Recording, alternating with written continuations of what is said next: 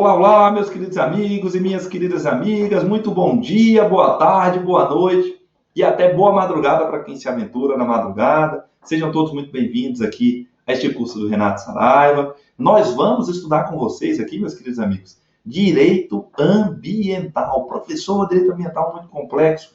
Vamos estudar essa disciplina de forma completa e de forma didática, sistematizada, de uma forma que vocês conseguirão entender a disciplina com muita tranquilidade. Certo?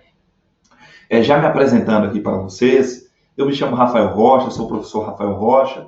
Atualmente, eu exerço o cargo de procurador federal aqui na Procuradoria Regional Federal da Primeira Região. Já fui promotor de justiça no meu querido Ministério Público do Estado da Bahia. Exerci também alguns outros cargos interessantes. Tá? E assim como vocês, estudei muito e continuo estudando. Tá certo? Eu queria convidar vocês, inclusive, para me seguirem lá no Instagram. Me sigam no Instagram, @prof.rafaelrocha, tá? Mandem dúvidas, sugestões, questionamentos, sintam-se inteiramente à vontade. Eu também gostaria de convidá-los a consultar a minha obra de Direito Ambiental. Eu tenho um livro de Direito Ambiental aí pela editora CPI Iures. Vocês vão poder consultar os temas, se aprofundar nos temas aqui que serão abordados aí em minha obra, em meu livro, e eu recomendo, porque ela é bem completa, inclusive, com temas que não são abordados em outros livros aí direcionados para concursos públicos, tá certo? Então, com isso, eu quero apenas dar boas-vindas a todos vocês, me apresentar aqui, convidá-los para me seguir no Instagram e ficar inteiramente à vontade, ficar inteiramente à disposição de vocês, para que vocês possam colocar dúvidas e fazer questionamentos, tá certo? Então, vamos lá. Vamos iniciar o estudo dessa maravilhosa disciplina. Muito bem, pessoal. Vamos então iniciar o estudo do direito ambiental. Tá? Na tela aí para vocês, eu coloco direito ambiental, tá? No Instagram, inclusive, aí, vocês poderão me seguir no Instagram. Bom, o que nós iremos estudar? Aí na tela para vocês, nós vamos estudar o microsistema jurídico de tutela ambiental, microsistema jurídico de proteção ambiental. Professor, como assim um microsistema jurídico de tutela ambiental? É que no Brasil, meus queridos amigos, nós temos um verdadeiro microsistema jurídico de tutela, de proteção ambiental. E ele existe basicamente porque se fundamenta nos princípios jurídicos próprios e específicos do direito ambiental, princípio da precaução, da prevenção, usuário pagador, poluidor pagador, que embora estejam previstos muitas vezes em apenas um diploma, em um ato normativo, em uma específica lei, eles poderão ser aplicados em todas as leis, tá? E são muitas leis. Nós temos, na verdade, aqui, meus queridos amigos, um conjunto vasto de normas e regras, né? Só no âmbito federal, nós temos cerca de 20 leis, né? Disciplinando questões sobre o direito ambiental. Temos aí alguns decretos federais, como o decreto 6514, por exemplo, que é um decreto importantíssimo, e nós temos cerca de 500 resoluções no Conselho Nacional do Meio Ambiente. E para se entender adequadamente tudo isto, nós temos que estabelecer, na verdade, um grande diálogo entre essas diversas fontes. Esse diálogo, meus queridos amigos, vem aqui comigo. Esse diálogo é necessário, por quê? Porque, do contrário, nós encontraremos muitas antinomias e muitas lacunas na aplicação do direito ambiental. Tá? Porque uma lei ambiental estabelece uma regra, outra de outra maneira, daí porque nós precisaremos instituir um diálogo entre essas diversas fontes e um diálogo que seja harmônico e coordenado para garantir interpretação e aplicação adequada dessas diversas normas. Daí porque nós temos na tela aí para vocês um microsistema jurídico de tutela ambiental, o MTA. Professor, mas eu ainda não estou conseguindo vislumbrar este microsistema jurídico de tutela ambiental. Eu sei, porque do ponto de vista teórico, ainda é difícil de se compreender sem as lições que nós ainda teremos à frente. Mas lembrem-se, nós temos aqui um conjunto de princípios ambientais próprios e específicos que devem ser aplicados para interpretar e para aplicar todas as leis ambientais, ainda que alguns princípios ambientais estejam positivados apenas em uma determinada lei específica, como, por exemplo, a Lei 12.305, de 2010, que trata sobre a Política Nacional de Resíduos Sólidos, tá?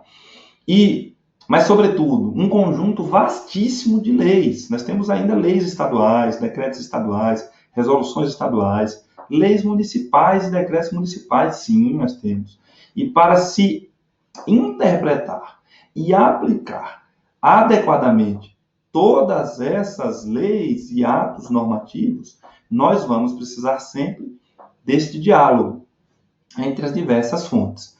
Diálogo no qual se estabeleça harmonia e coordenação na aplicação dessas diversas leis. Então, daí porque, por exemplo, para se aplicar, voltando aqui para mim, meus queridos amigos, para se aplicar as regras sobre infrações ambientais, nós precisamos da interpretação adequada de 3 atos normativos. Da Lei 9.605 de 2008, que estabelece o fundamento legal das sanções administrativas ambientais e das infrações ambientais. Agora, as infrações não estão previstas na Lei 9.605, elas estão tipificadas no Decreto 6514 de 2008, que é um Código Federal de Infrações Ambientais, a gente vai ver. Agora, e onde está, professor, a definição da autoridade competente para lavrar autos de infração, ou seja, para aplicar multas? Nós vamos encontrar lá na Lei 6938 de 81, onde, no artigo 6º, nós vamos encontrar quais são os órgãos que integram a estrutura do CISNAMA, Sistema Nacional do Meio Ambiente. Então, só com o diálogo entre essas 3 normas, essas 3 fontes, um diálogo harmônico e coordenado, é que nós conseguiríamos aplicar as normas a respeito da responsabilidade administrativa por ilícitos ambientais. Então, este é um exemplo. Agora, eu sei, meus queridos amigos, que ainda é difícil de se compreender este microsistema jurídico de tutela ambiental do ponto de vista teórico. E nem é o que eu pretendo aqui. O que eu quero que vocês entendam, e aí na tela comigo, eu quero que vocês entendam este microsistema jurídico de tutela ambiental do ponto de vista prático. Do ponto de vista prático, como você vê na tela, ele é basicamente formado por 4 sistemas. Aqui, ó, o CISNAMA, Sistema Nacional do Meio Ambiente, o SNUC, o Sistema Nacional de Unidades de Conservação da Natureza. Aqui nós vamos estudar diversos espaços territoriais, especialmente protegidos, que estão lá na Lei 9985 de 2000. Tá? Então, nós vamos estudar as unidades de conservação da natureza. Depois, nós vamos estudar o SINGRE, o Sistema Nacional de Gerenciamento de Recursos Hídricos. Pois é, existe um Sistema Nacional, professor, para cuidar dos recursos hídricos. Sim, inclusive previsto na própria Constituição, saibam os senhores. Nós vamos estudar. E, além disto, nós vamos estudar o CIS-RESPIA, que é um sistema de responsabilização por ilícitos ambientais. Esse último sistema, o CIS-RESPIA aí na tela, como vocês estão vendo, ele deve incidir e ser aplicado sobre aqueles que descumprirem as regras dos 3 primeiros sistemas. Mas, professor, mas o que eu vou estudar nos 3 primeiros sistemas? A mesma coisa. Você vai estudar no CISNAMA o quê? A estrutura. Aqui, ó. Estrutura do CISNAMA. O que é a estrutura do CISNAMA, professor? Nós vamos encontrar lá na Lei 6938, de 81, artigo 6º. Os órgãos e entidades que compõem a estrutura do CISNAMA são responsáveis no Brasil pela proteção, preservação e recuperação do meio ambiente. São esses órgãos que cuidam do meio ambiente no Brasil. Então, nós vamos estudar na estrutura do CISNAMA, IBAMA, ICMBio, CONAMA, Ministério do Meio Ambiente, Conselho de Governo, órgãos estaduais, órgãos municipais. Então, nós vamos estudar na estrutura do CISNAMA o conjunto de órgãos e entidades que no Brasil têm a missão de proteger o meio ambiente. Esses órgãos da estrutura do CISNAMA farão uma coisinha. Que coisinha, professor? Eles implementarão uma política nacional relacionada. Qual, professor? A Política Nacional do Meio Ambiente, que nós vamos estudar. E quando eles tentarem implementar essa política nacional, eles deverão fazer o quê, professor? Cumprir os objetivos da política nacional. Então, nós vamos verificar aqui com vocês, meus queridos amigos, que um dos objetivos da Política Nacional do Meio Ambiente é preservar o meio ambiente. Agora, como, professor, esses órgãos ambientais poderão cumprir os objetivos da política nacional para implementar esta própria política nacional? Através dos instrumentos. Os instrumentos são a parte mais importante da aula. Então, a estrutura básica é a seguinte: em cada sistema, por exemplo, no CISNAMA, nós vamos estudar 4 coisas. A estrutura, conjunto de órgãos e entidades que no Brasil tem a missão de proteger, preservar e recuperar o meio ambiente. Pronto, vamos estudar a estrutura. Nós vamos ver as competências desses órgãos, as suas atribuições, aliás, e suas composições.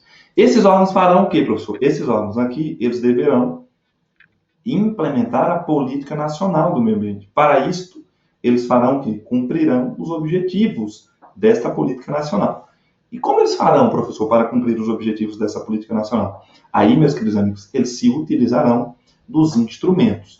Os instrumentos são as ferramentas jurídicas que foram disponibilizadas pela legislação ambiental, por exemplo, lá no artigo 9º da Lei 6938, para que os órgãos e entidades que compõem a estrutura do CISNAMA, para aqueles que compõem a estrutura do CISNAMA, possam implementar a política nacional do meio ambiente. Professor, mas que instrumentos?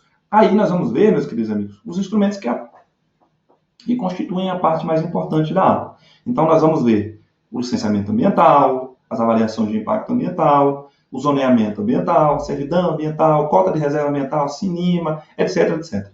Então, portanto, é este o raciocínio que nós deveremos estabelecer aqui.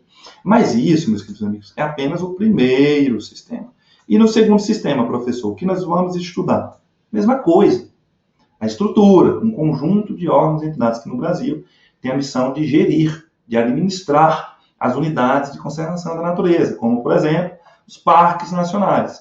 E aí nós vamos estudar aqui, ó, nessa estrutura, o ICMBio, que deve cuidar, é uma autarquia federal, que deve cuidar dos parques nacionais, por exemplo. Esses órgãos e entidades que compõem a estrutura do SNUC, do CISNUC, vão implementar uma política nacional. Ah, é, professor? É a política nacional de unidades de conservação da natureza. Esta política nacional possui objetivos? Sim. E instrumentos. E, novamente, os órgãos que compõem a estrutura do SNUC implementarão a política nacional de unidades de conservação da natureza, cumprindo seus objetivos, e, para isso, se utilizarão dos instrumentos, das ferramentas jurídicas disponibilizadas pela lei. Desta vez, a Lei 9985 de 2000. E aí nós vamos estudar as unidades de conservação da natureza, nós vamos estudar zonas de amortecimento, vamos estudar corredores ecológicos, mosaicos, reserva de biosfera, etc, etc.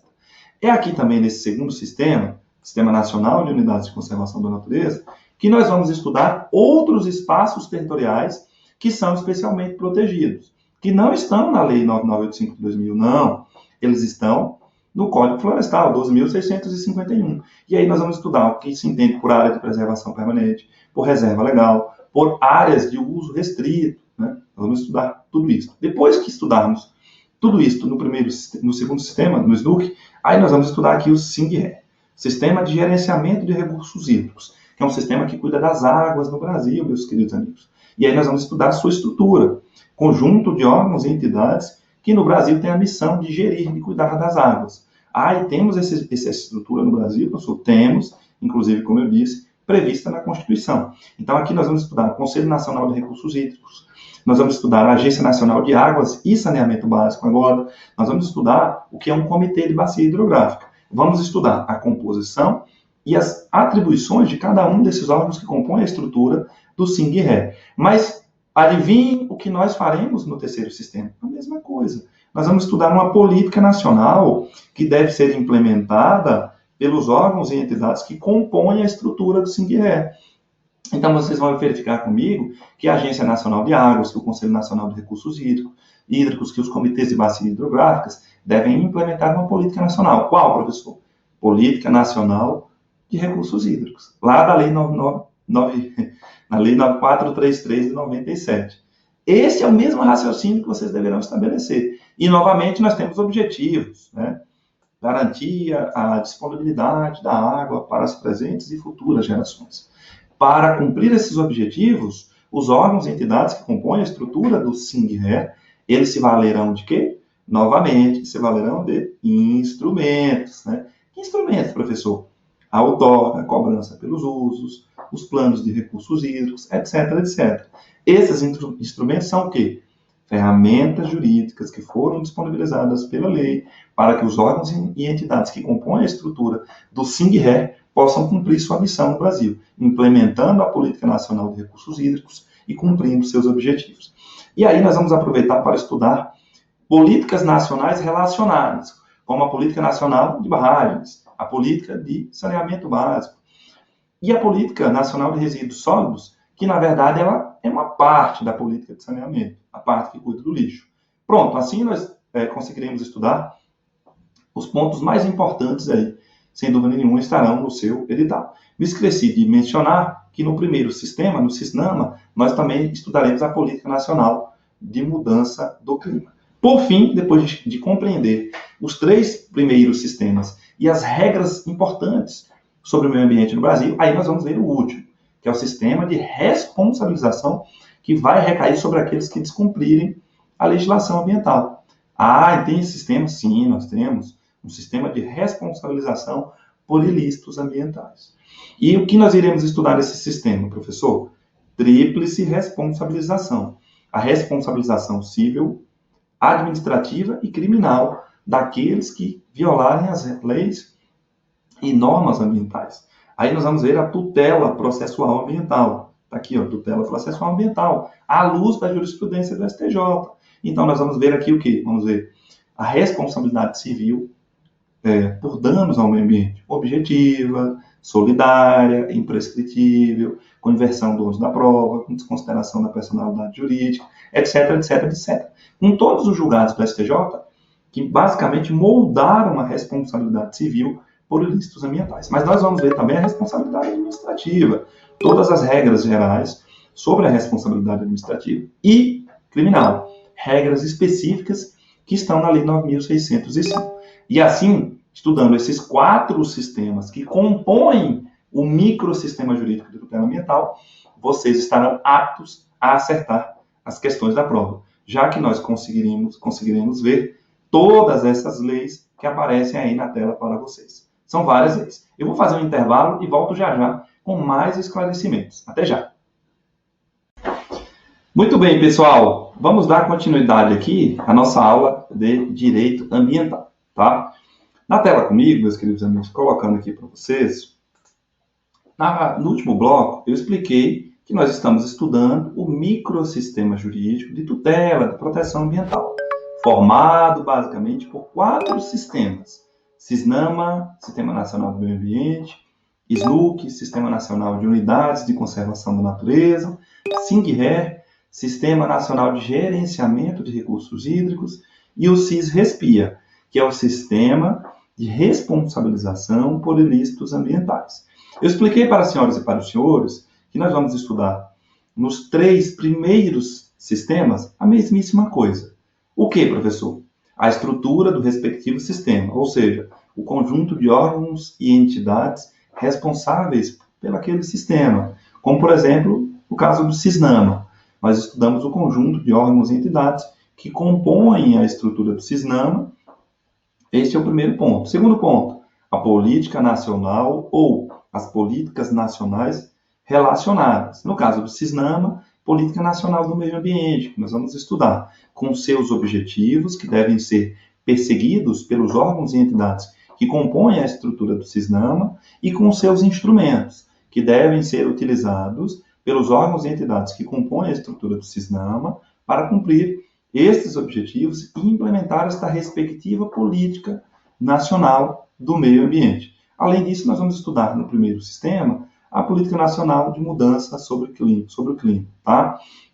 Bom, esse é o primeiro sistema. O segundo, Sistema Nacional de Unidades de Conservação da Natureza, com sua respectiva estrutura, conjunto de órgãos e entidades que tem a missão no Brasil de gerir e administrar as unidades de conservação da natureza, que são espaços territoriais especialmente protegidos, que é o caso, por exemplo, dos parques nacionais. E aí nós temos uma política, professor, temos a Política Nacional de unidades de conservação da natureza, a PNUC. Esta política nacional será implementada pelos órgãos e entidades que compõem a estrutura do SNUC, do Sistema Nacional de Unidades de Conservação da Natureza, certo? Certo. Com objetivos que serão implementados por esses órgãos e com instrumentos, que são ferramentas jurídicas. Nesse segundo sistema, o Sistema Nacional de Unidades de Conservação, além de estudar esses espaços territoriais especialmente protegidos, as unidades de conservação previstas na Lei 9985 de 2000, nós vamos avançar. Vamos estudar também outros espaços territoriais especialmente protegidos previstos no Código Florestal, a Lei 12.651. E aí nós vamos ver, por exemplo, as áreas de preservação permanente, as áreas de reserva legal, o que são as áreas de uso restrito, o que se entende por áreas de uso alternativo do solo. Tudo isso nós vamos estudar. Quando concluímos o estudo do segundo sistema, aí vamos para o terceiro, Sistema Nacional de Gerenciamento de Recursos Hídricos. Vamos estudar o que, professor? A mesma coisa. Estrutura, conjunto de órgãos e entidades que no Brasil têm a missão de cuidar das águas.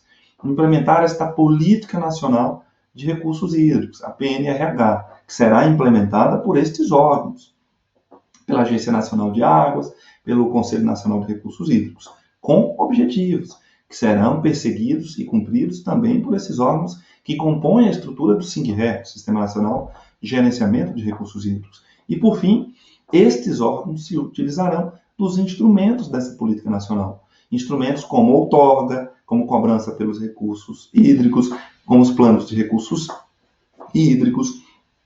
Esses órgãos que compõem a estrutura do SINGRE se utilizarão desses instrumentos para implementar a política nacional de recursos hídricos e cumprir os seus objetivos. Voltando aqui comigo, meus queridos amigos, por fim, nós vamos ver o último sistema, que é um sistema de responsabilização, que vai incidir sobre aquelas pessoas que descumprirem as regras que nós estudaremos nos 3 primeiros sistemas, tá certo? E aí, vamos ver a tríplice responsabilização, civil, administrativa e criminal. Vamos ver a responsabilização civil, a responsabilidade civil, por exemplo, por dano ao meio ambiente, né? E todas as características desta responsabilidade à luz da jurisprudência do STJ. E também vamos ver a responsabilidade criminal. E aí eu vou abrir um parêntese para estudar a aplicação prática dos princípios ambientais, porque melhor do que decorar é entender esses princípios. E aí, compreendendo-se o microsistema jurídico de tutela ambiental, na tela comigo, vocês entenderão todas essas leis importantes. Lembrando ainda, meus queridos amigos, que no SINGRE, no terceiro sistema, ali no Sistema Nacional de Gerenciamento de Recursos Hídricos, vamos estudar também a política de saneamento básico, né?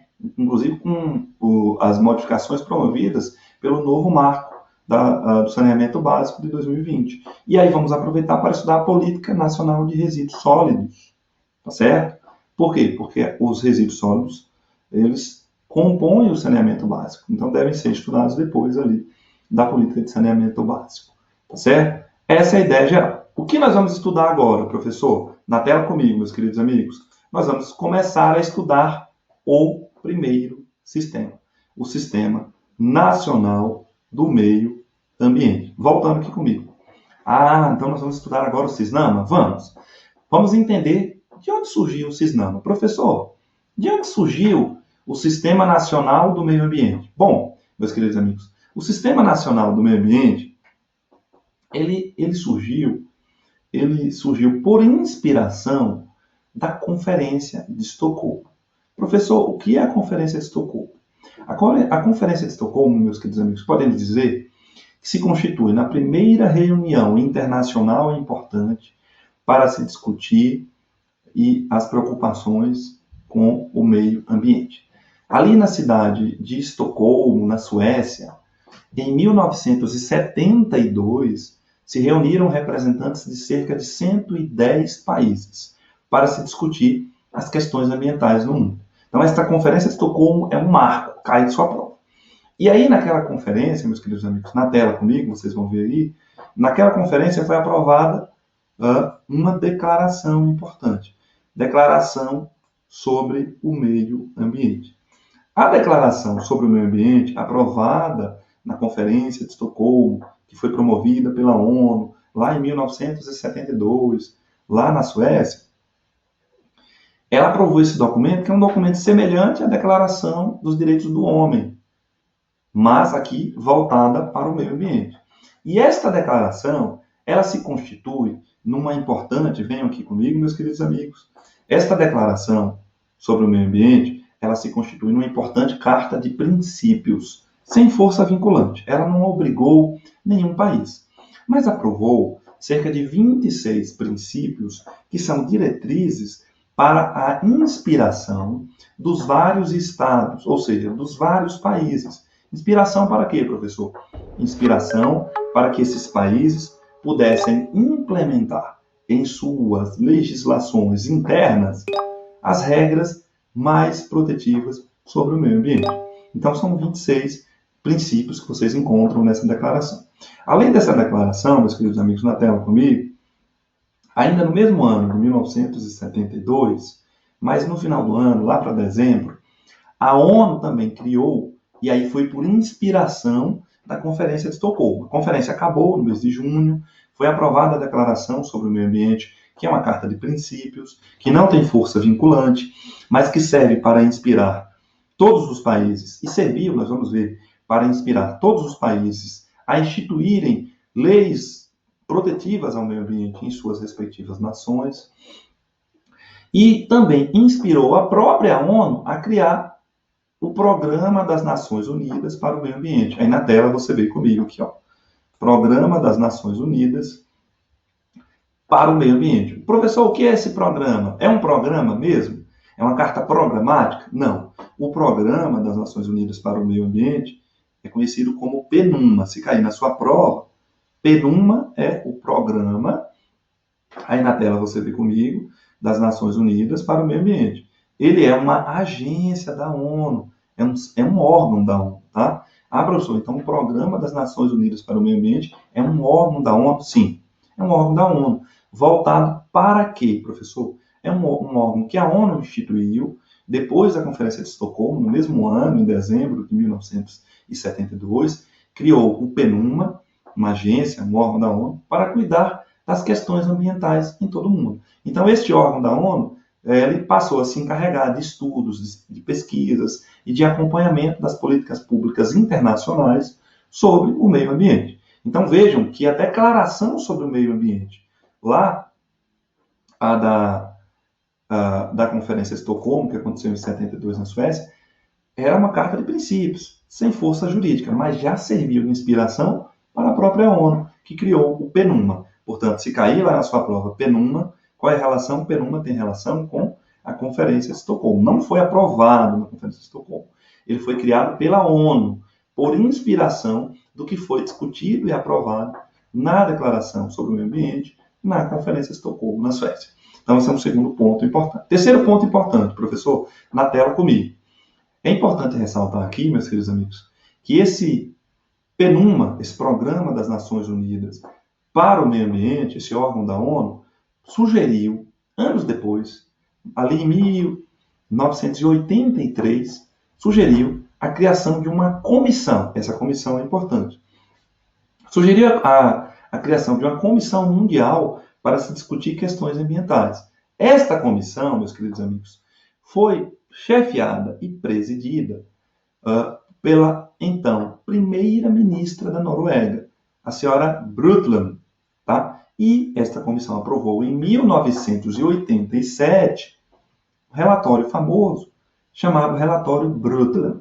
O Relatório Brundtland, conhecido também como Nosso Futuro Comum, foi o primeiro documento internacional que tratou do princípio do desenvolvimento sustentável e trouxe o conceito do que deve se entender como desenvolvimento sustentável. Portanto, se cair lá na sua prova, desenvolvimento sustentável, a relação dele está com o relatório Brundtland, Nosso Futuro Comum, que se estabeleceu que o desenvolvimento sustentável é aquele no qual as presentes gerações podem propiciar e atender suas necessidades, desde que não comprometam as necessidades das futuras gerações. A gente vai estudar isso depois. Eu estou só tentando trazer aqui para você, na tela comigo, meus queridos amigos, que esta comissão, a CEMED, foi criada por proposta do PNUMA, do Programa das Nações Unidas sobre o Meio Ambiente.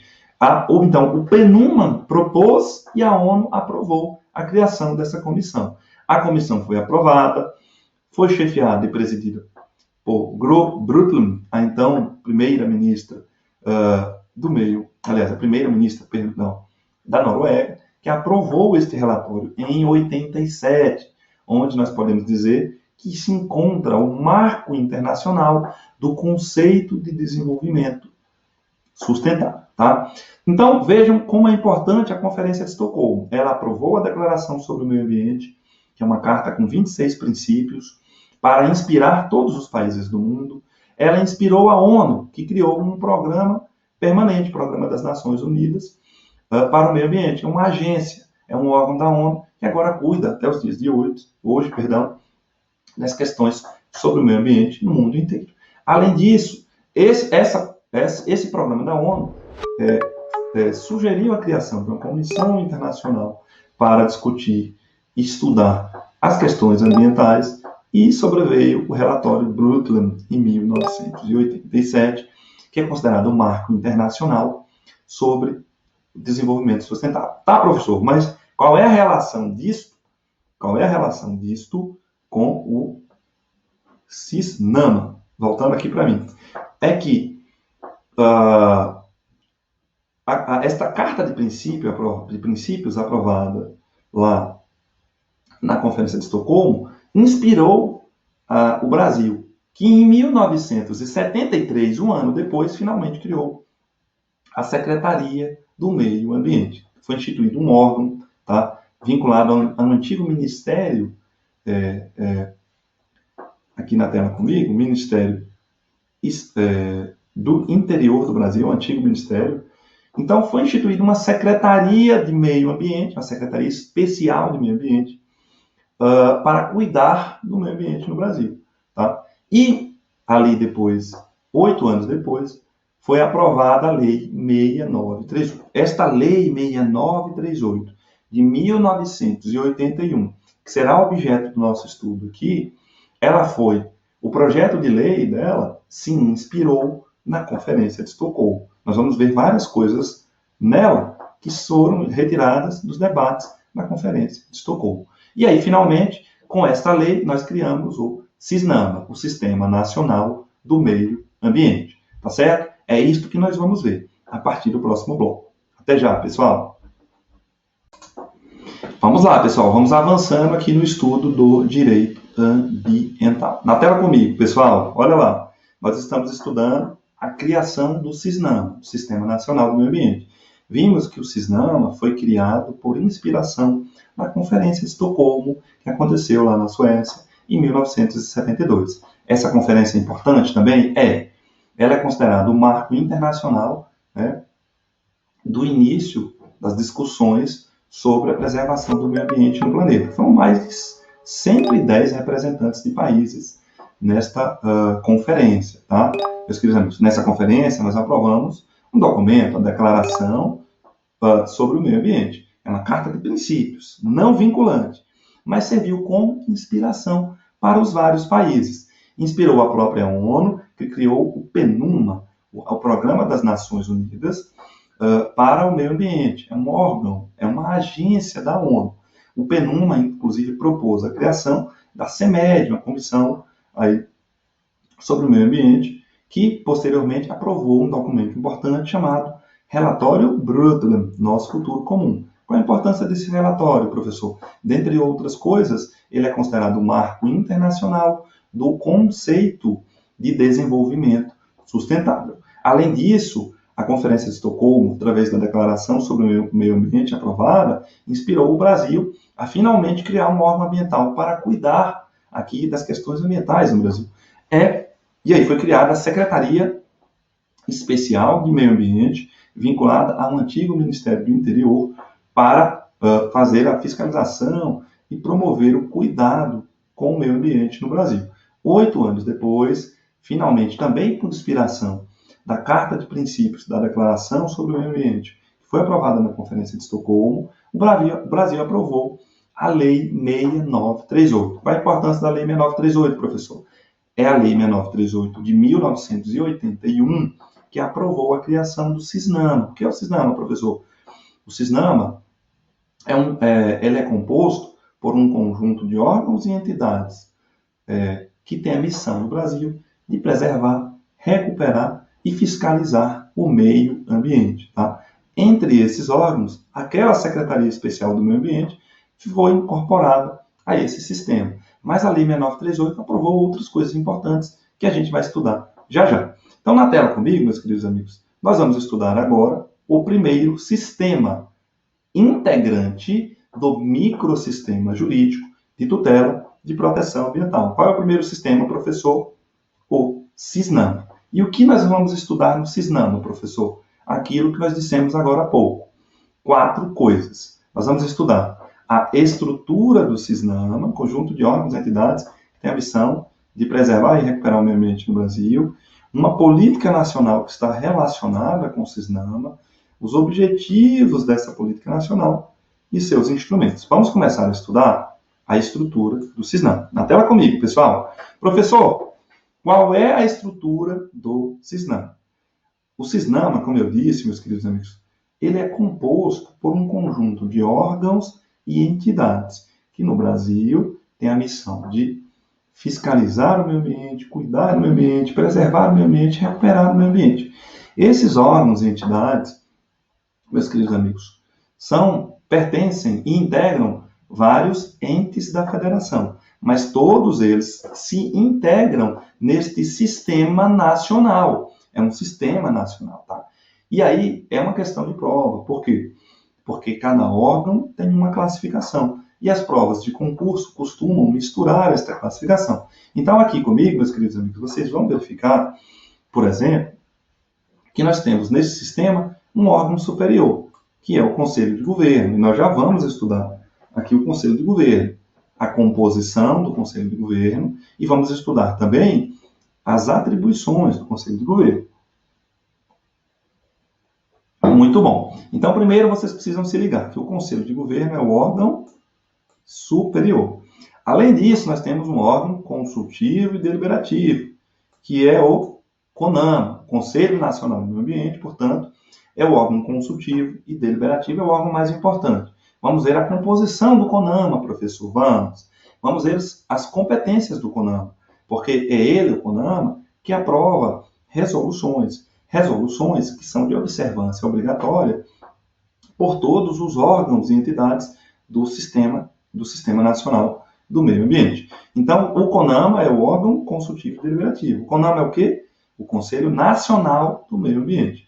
E o órgão central, professor? O órgão central, diz o artigo 6º da Lei 6938, é a Secretaria do Meio Ambiente da Presidência da República. E ainda está assim na lei. Todavia, eu queria falar para os senhores que esta Secretaria do Meio Ambiente da Presidência da República, que é aquela antiga Secretaria Especial do Meio Ambiente, que foi criada em 1973 por inspiração da Conferência de Estocolmo, essa secretaria não é mais secretaria desde 92, porque ela foi alçada à condição de ministério nos termos do artigo 21 da Lei Federal 8490 de 92. Portanto, quem é o órgão central da estrutura do CISNAMA, professor? O Ministério do Meio Ambiente. Ele vai coordenar a política ambiental no Brasil. Avançando ainda, meus queridos amigos, nós temos órgãos executores. Os órgãos executores, na verdade, são autarquias federais. São duas, o IBAMA e o ICMBio. Vamos já estudá-los. É importante que os senhores e os senhores saibam que nós temos órgãos seccionais. Os órgãos seccionais são os órgãos e entidades ambientais estaduais. Mas quais são, professor? Isto depende da legislação de cada estado. Geralmente, em cada estado da federação, vocês vão encontrar uma Secretaria Estadual do Meio Ambiente. Pronto. Esta Secretaria Estadual do Meio Ambiente, ela é um órgão seccional da estrutura do CISNAMA. Ah, entendi, professor. Além da Secretaria Estadual do Meio Ambiente, pode haver um Conselho Estadual do Meio Ambiente. Ele faz parte dos órgãos seccionais da estrutura do CISNAMA. E pode haver também uma autarquia estadual do meio ambiente, como ocorre lá na Bahia. Na Bahia nós temos o INEMA. O INEMA é uma autarquia estadual que cuida do meio ambiente da Bahia. O INEMA é um órgão seccional da estrutura do CINAMA. Eu sei que é uma autarquia, que é uma pessoa jurídica, eu sei.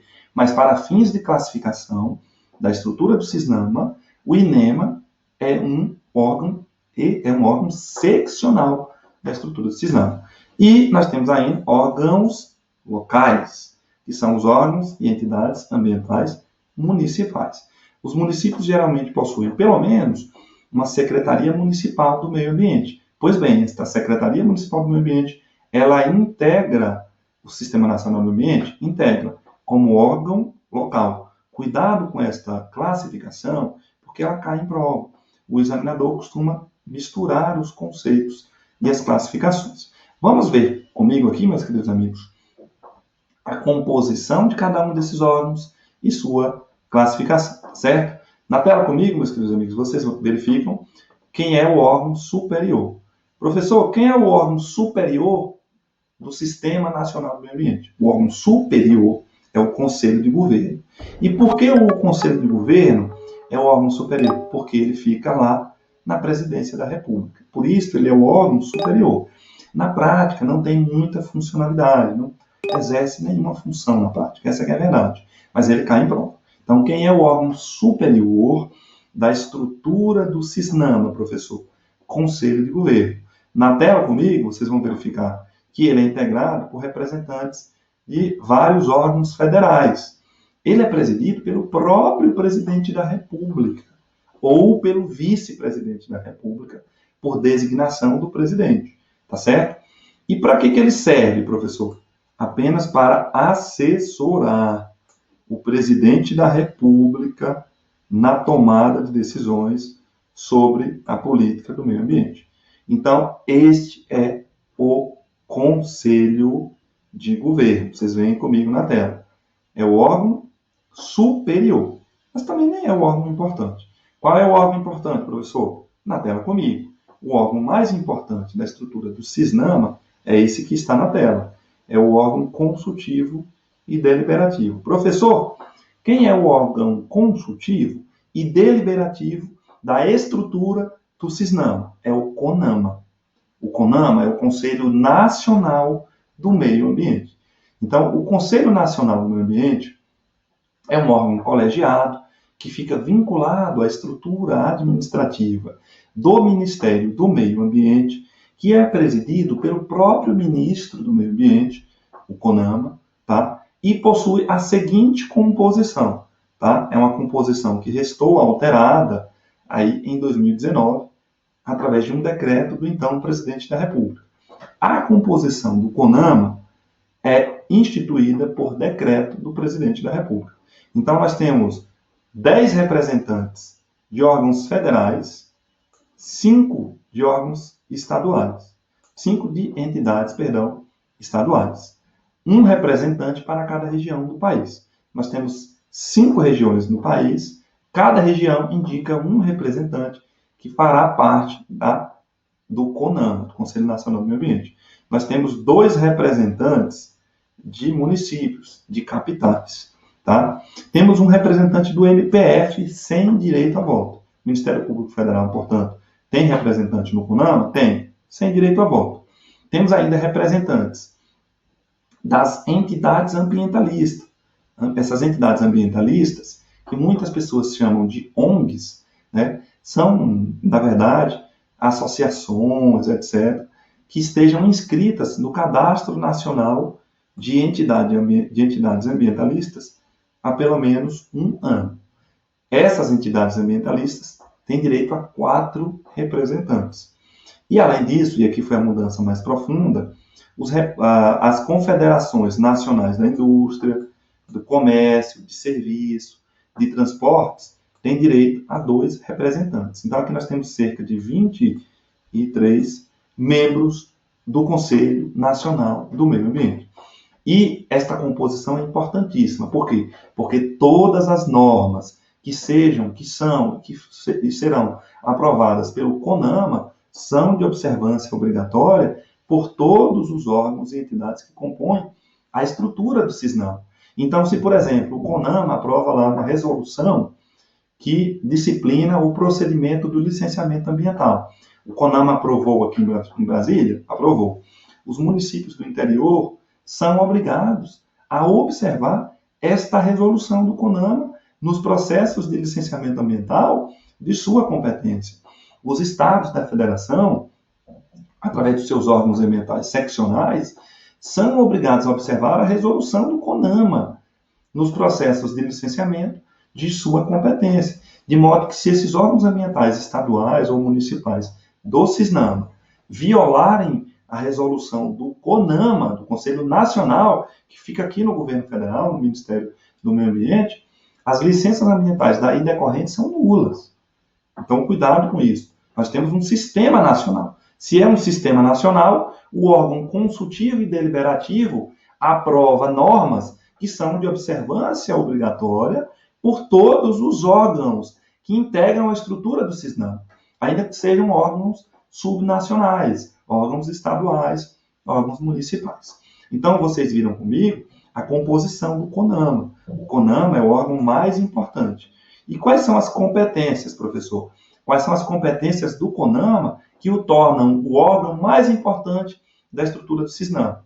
Primeiro, ele vai propor ao Conselho de Governo diretrizes para a política nacional do meio ambiente, mas, sobretudo, ele vai deliberar sobre normas e padrões sobre o meio ambiente. Então, nessas 500 resoluções que já foram aprovadas pelo Conselho Nacional do Meio Ambiente, nós vamos ver várias que são obrigatórias, que caem, inclusive, no seu concurso, como a Resolução 237 de 1997, que disciplina o procedimento do licenciamento ambiental, os tipos de licenças ambientais, os prazos de validade de cada uma dessas licenças. Tudo isso está definido em resoluções. E essas resoluções, elas são aprovadas quando o CONAMA exerce essa competência geral de deliberar sobre normas e padrões sobre o meio ambiente. Tem ali competências específicas, como aprovar as regras sobre o licenciamento ambiental, como eu acabei de dizer. Mas não é só isso. O CONAMA aprova regras muito além do licenciamento ambiental.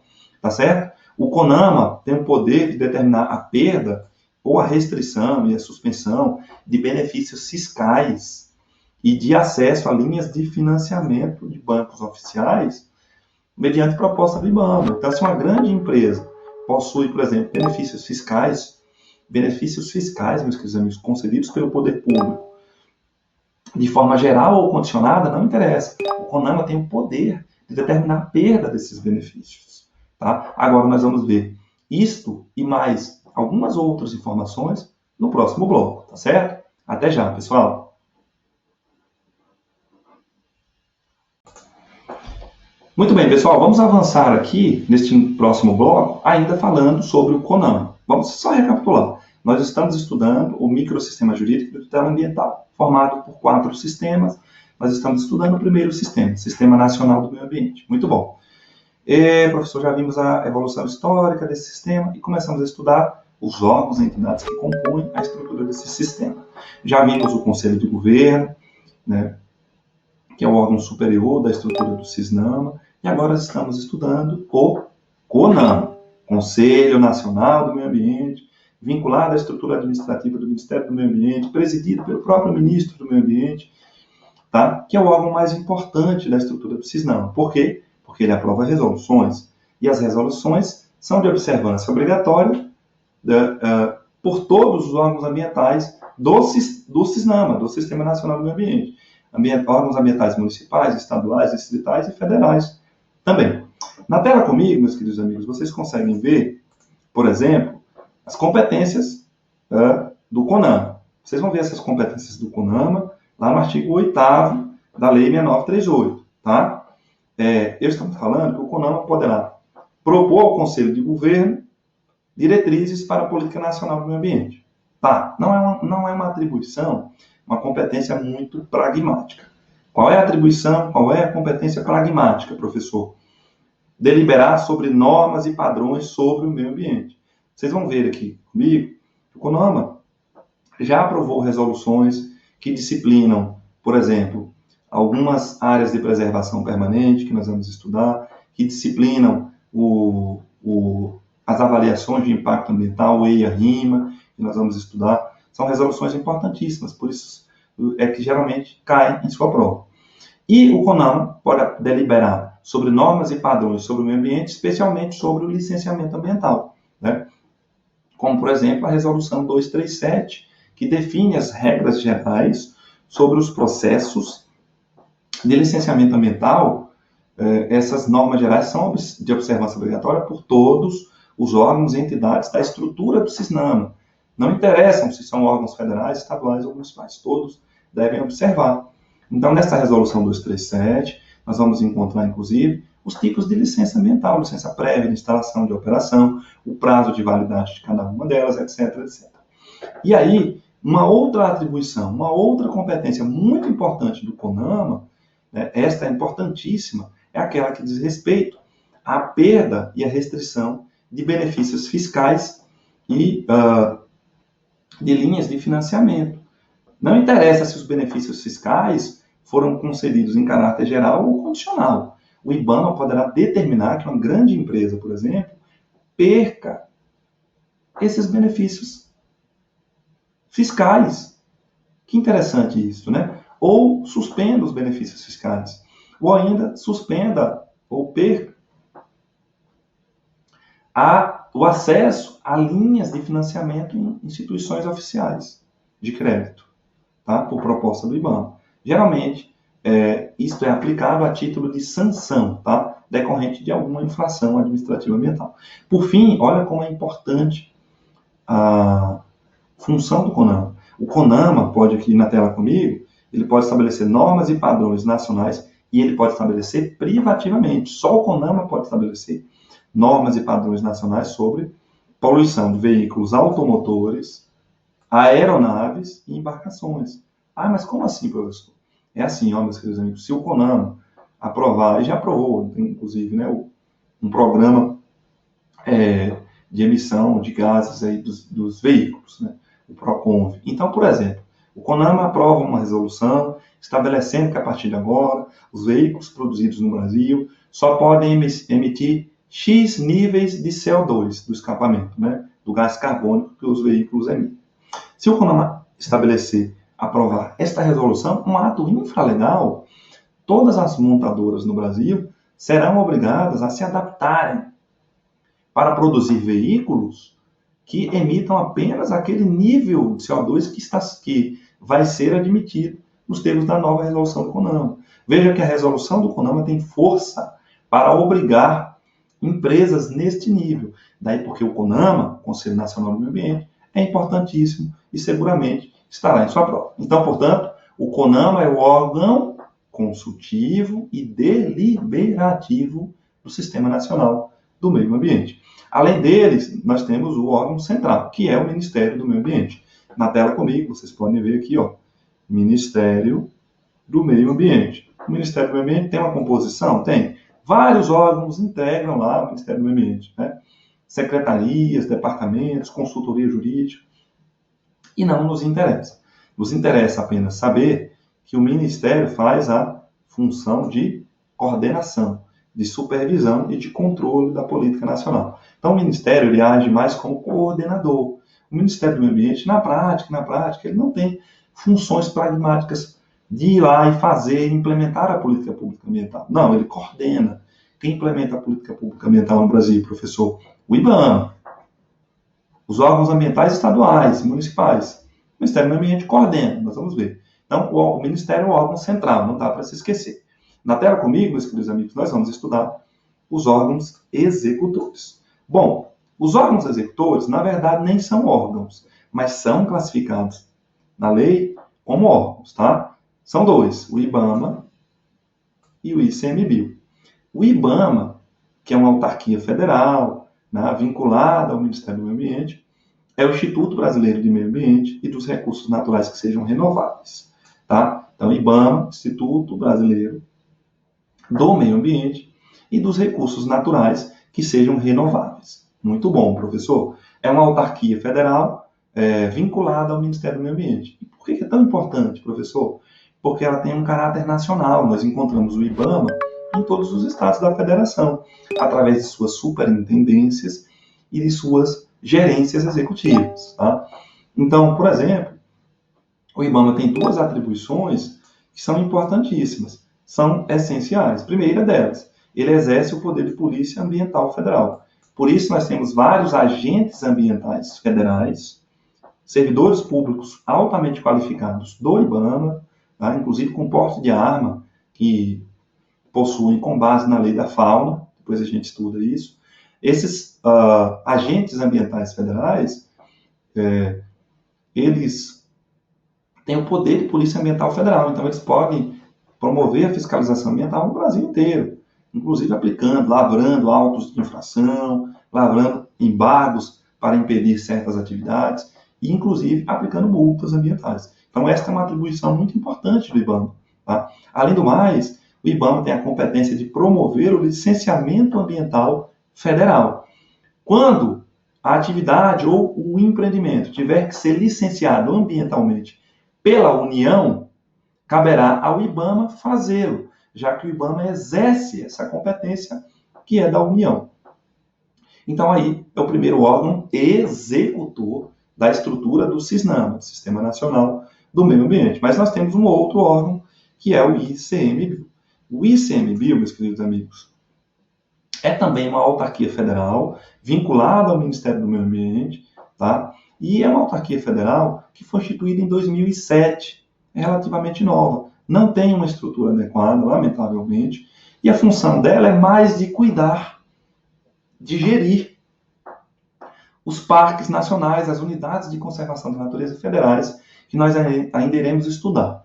As funções do ICMBio são mais importantes no segundo sistema. Mas se cair lá na sua prova, é importante saber que o ICMBio é um órgão executor da estrutura do SISNAMA, tá? Com pouca importância. Mas se cair na prova, é isso. Com isso, vocês estudaram comigo, meus queridos amigos, os órgãos e entidades que compõem a estrutura do SISNAMA, aprendendo a composição de cada um desses órgãos e suas competências e suas atribuições. Na tela comigo, vocês vão conseguir ver o artigo 6º da Lei 6938, de leitura obrigatória. O que vocês precisam fazer é ler o slide, tá?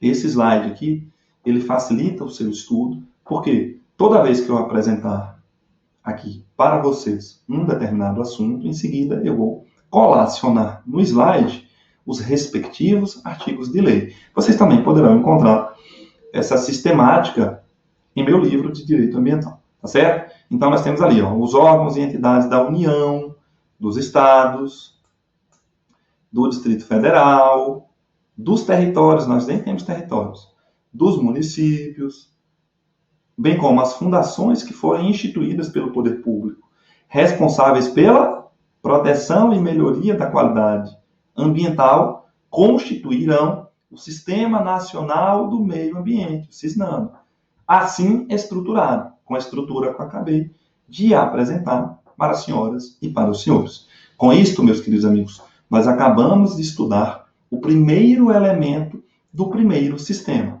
Qual, professor? Qual elemento de qual sistema? A estrutura, que é o primeiro elemento, do primeiro sistema, do SISNAMA. Lembremos aqui, nós estamos estudando o microsistema jurídico de tutela ambiental, formado por 4 sistemas: SISNAMA, SNUC, SINGRE e SISRESPIR. 4 sistemas. Nós estamos estudando o primeiro sistema.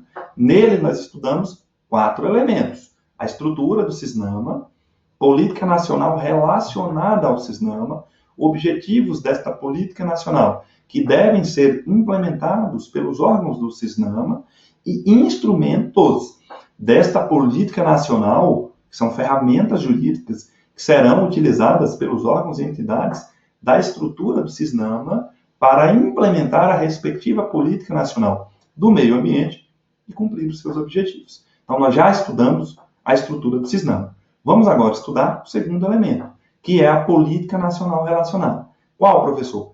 A política nacional do meio ambiente. A política nacional do meio ambiente, meus queridos amigos, é uma política pública ambiental que também foi criada lá através da Lei 6938 de 1981, por inspiração lá da Conferência de Estocolmo, tá? E é isso que nós vamos estudar agora na tela comigo, pessoal. Olha lá, Política Nacional do Meio Ambiente. Professor, o que de importante nós precisamos estudar a respeito da Política Nacional do Meio Ambiente? Primeiro, é que ela tem objetivos gerais, que nós vamos ver agora, e objetivos específicos. Além disso, ela estabeleceu também princípios, que não são os princípios ambientais como nós conhecemos. Na verdade, são diretrizes. E tudo isso cai em sua prova. Ocorre que o examinador mistura tudo. Por isso, você precisa ler estes artigos de lei, que são o primeiro, o segundo e o quarto, da Lei 6938, na semana da prova, objetivo. Artigo 1º, artigo 2º e artigo 4º da Lei 6938 devem ser lidos na semana da prova. Mas eu vou explicar aqui para as senhoras e para os senhores. Na tela comigo, meus queridos amigos, vocês veem que a Política Nacional do Meio Ambiente tem por objetivo, aqui na verdade são 3 objetivos gerais. Ó. Quais, professor? Preservação, melhoria e recuperação da qualidade ambiental. Vocês vão ver aqui comigo na legislação ambiental que geralmente os objetivos do meio ambiente são sempre meio que difusos, genéricos. Olha, os objetivos é preservar o meio ambiente, é recuperar o meio ambiente, é melhorar o meio ambiente, tá? É recuperar o meio ambiente degradado. Então são sempre assim, objetivos genéricos, difusos. Cuidado com isso, porque cai em prova. Então a Política Nacional do Meio Ambiente ela foi instituída com o objetivo de preservar, melhorar e recuperar a qualidade ambiental. Por quê? Porque ela é propícia à vida. Para quê, professor? Visando assegurar no país condições para o desenvolvimento socioeconômico, né? O desenvolvimento da população, que ainda era muito pobre em 81, aos interesses da segurança nacional, devemos nos lembrar que ainda estávamos no regime militar, né? Por isso tudo envolvia segurança nacional e a proteção da dignidade da vida humana, tá certo? Então, para isto foi instituída a Política Nacional do Meio Ambiente e ela estabeleceu princípios que estão no artigo 2º. Mas eu quero advertir que esses princípios, na verdade, são diretrizes que devem ser observadas pelos órgãos e entidades que irão implementar esta política nacional no Brasil. Então, os princípios não são os princípios ambientais. Ainda não iremos ver os princípios ambientais. Eles são diretrizes que devem ser observadas pelos órgãos e entidades da estrutura do CISNAMA, que são os responsáveis pela implementação da política nacional do meio ambiente. Ah, professor, que diretrizes? Eu coloco aqui, ó, racionalização do uso do solo, do subsolo, da água e do ar. Mas eu vou continuar a análise dessas diretrizes já no próximo bloco. Até já, pessoal! Muito bem, pessoal, vamos dar continuidade aqui ao estudo do primeiro sistema integrante do microsistema jurídico de tutela ambiental, o CISNAM, Sistema Nacional do Meio Ambiente. Já vimos sua estrutura, conjunto de órgãos e entidades que tem a missão do Brasil de proteger, preservar e recuperar o meio ambiente. Agora estamos estudando o segundo elemento deste primeiro sistema, a Política Nacional do Meio Ambiente, tá? Que é uma política pública ambiental, que foi criada pela Lei 6938 de 1981, também por inspiração lá da Conferência de Estocolmo, de 72, e que estabeleceu princípios que são diretrizes, a gente vai ver já. Objetivos que vocês precisam se atentar com muita tranquilidade. Na tela comigo, meus queridos amigos, vocês vão ver aí que nós estávamos falando sobre os princípios da Política Nacional do Meio Ambiente, que são diretrizes. Tá? Vocês vão encontrar esses princípios, entre aspas, caem como princípio na prova, tá? Mas são diretrizes. No artigo 2º da lei.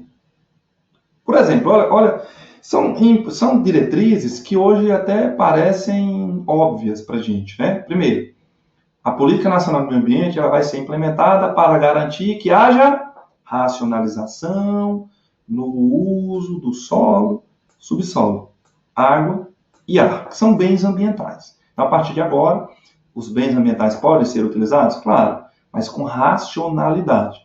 O uso do solo, né? Sem ele nós não temos nada, do subsolo, da água e do ar. Então, primeira diretriz, aí, primeiro princípio da PNMA, Política Nacional do Meio Ambiente. Proteção dos ecossistemas é também uma diretriz. Nós vamos implementar esta política nacional buscando a proteção dos ecossistemas. Proteção e recuperação de áreas degradadas. O que foi que eu disse? É que objetivos, diretrizes, princípios da Política Nacional do Meio Ambiente sempre são essas coisas que são abstratas, né, difusas, genéricas. Cuidado com isso que cai em prova. E a melhor forma é lendo os artigos 2º e 4º, artigo 1º, 2º e 3º, artigos 1º, 2º e 4º da Lei 6938, na semana da prova. Agora tem aqui uma diretriz que é muito importante, que é uma diretriz a respeito da educação ambiental. Então, a Política Nacional do Meio Ambiente vai ser implementada, dizia a Lei 6938, ainda diz, para se propiciar educação ambiental em todos os níveis de ensino. Bom, e aí é importante porque vocês vão verificar que a Lei 6938 é de 1981, portanto, antes da Constituição. Anos depois da implementação dessa política nacional no Brasil, sobreveio a Constituição Cidadã, a Constituição da República de 1988. E, finalmente, se constitucionalizou pela primeira vez a proteção do meio ambiente no Brasil. Ah, então foi na Constituição de 88, professor? Foi. Foi na Constituição de 1988 que finalmente se elevou a proteção do meio ambiente à tutela constitucional. Só em 1988. Por quê? Porque nós tivemos a Conferência de Estocolmo em 1972, e esta Conferência de Estocolmo aprovou aquela Declaração sobre o Meio Ambiente, que é uma carta de princípios, e aquilo inspirou a Constituição da República do Brasil, de 1988. Tá? Inclusive, se vocês verificarem lá no artigo 225 da Constituição, vocês vão ver que aquele texto foi retirado da Declaração do Meio Ambiente de Estocolmo, de 72. Mas não é o caso da gente ver isso agora. O que eu quero lembrar é que a educação ambiental é tão importante que ela foi instituída em 1981 na Política Nacional do Meio Ambiente como uma de suas diretrizes, um princípio. E em 1988 aí sobreveio a Constituição e também estabeleceu que a educação ambiental seria um dever do poder público. Ali no artigo 225, vocês veem comigo na tela, parágrafo 1º, inciso 6, é um dever do poder público para implementar o direito ao meio ambiente ecologicamente equilibrado, que é um bem de uso comum do povo e essencial à sadia qualidade de vida, a gente vai ver já já. Para implementar isto, o poder público passou também a ser obrigado a promover o quê? Educação ambiental em todos os níveis de ensino e a conscientização pública para a preservação do meio ambiente. Então, a educação ambiental, ela não só é uma diretriz da Política Nacional do Meio Ambiente, instituída lá na Lei 6938, mas agora é um dever constitucional do poder público, de ser implementada em todos os níveis de ensino. E aí vem a questão de prova. Como é que é a questão de prova, professor? Que embora a Constituição determine que a educação ambiental seja implementada em todos os níveis de ensino, lá em 1999 foi aprovada uma lei, a Lei 9795, está na tela aí para vocês, que é a Política Nacional de Educação Ambiental. Então vejam como a educação ambiental é importante. Ela é um princípio, uma diretriz da Política Nacional do Meio Ambiente, ela é um dever constitucional do poder público, deve ser implementada pelo poder público em todos os níveis de ensino, e agora ela é também o fundamento de uma política nacional própria, a Política Nacional de Educação Ambiental, a PNEA, aprovada pela Lei 9795 de 99. Qual é a questão de prova, professor? É que o poder público deve implementar a educação ambiental em todos os níveis de ensino, mas não como disciplina autônoma. Não será uma matéria, uma disciplina da educação fundamental, do ensino fundamental, do ensino médio. Não, nem da graduação. Cuidado com isso, porque já vi cair em prova. Não será, portanto, aqui na tela com vocês, disciplina específica do currículo de ensino. Portanto, se cair na prova, vocês, inclusive, podem dissertar hoje. A educação ambiental é uma diretriz, é um princípio da Política Nacional do Meio Ambiente. Ela deve ser promovida em todos os níveis de ensino. Foi constitucionalizada em 88 e passou a ser também um dever, uma obrigação dos entes públicos, do poder público, de todos, União, Estados, Distrito Federal e municípios. O poder público tem o dever agora de promover a educação ambiental e a conscientização para a preservação e proteção do meio ambiente. Inclusive, em 99 foi aprovada a Política Nacional de Educação Ambiental, conferindo densidade ao dispositivo constitucional lá do artigo 225, regulamentando o artigo 225.